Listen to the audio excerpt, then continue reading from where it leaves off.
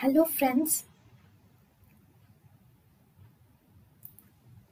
welcome to Creative Medicine. In this lecture, we will learn about Medico-legal importance. If there is accidental phosphorus poisoning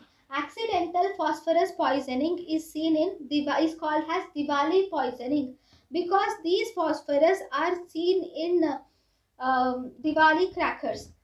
Arson is white phosphorus with cow dung.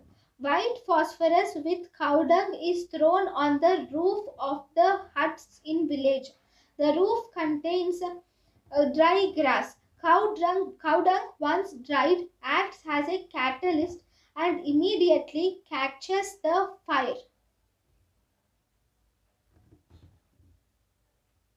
So fires in huts are more common because of usage of this white phosphorus with cow dung.